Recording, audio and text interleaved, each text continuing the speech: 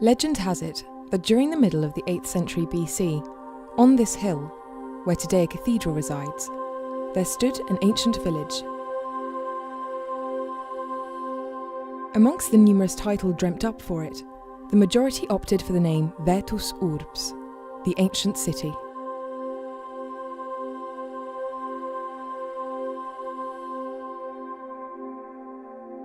However, this particular name is not recognised as the most accurate translation, as no historian, geographer, or archaeologist has ever mentioned anything about a city of this name.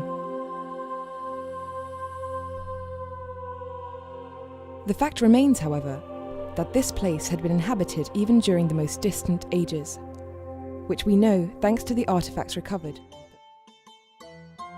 According to the chroniclers, Viterbo became a part of an independent district in 1095, when the first town councils began appearing across Italy.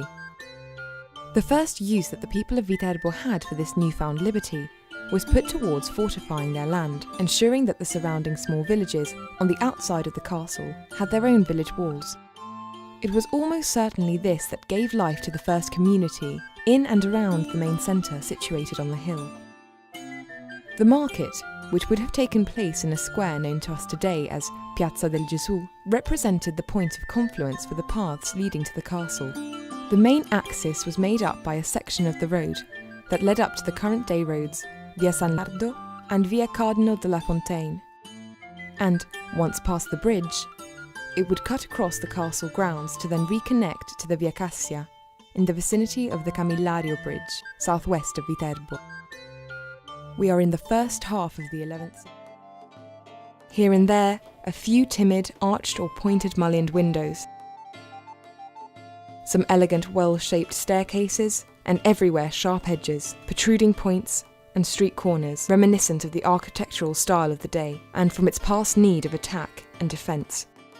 In the brawls between the factions, there were continuously fighting in the city streets.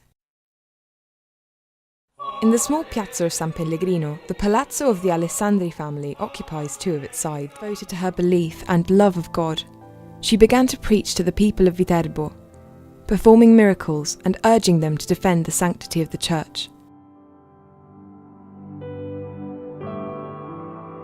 The young girl, who was beginning to cause a stir, obviously began to cause some discomfort for Federico II, and therefore, in December of 1250, she was exiled to Soriano in Cimino, where the saint foresaw the death of the emperor, an event that occurred just a few days later.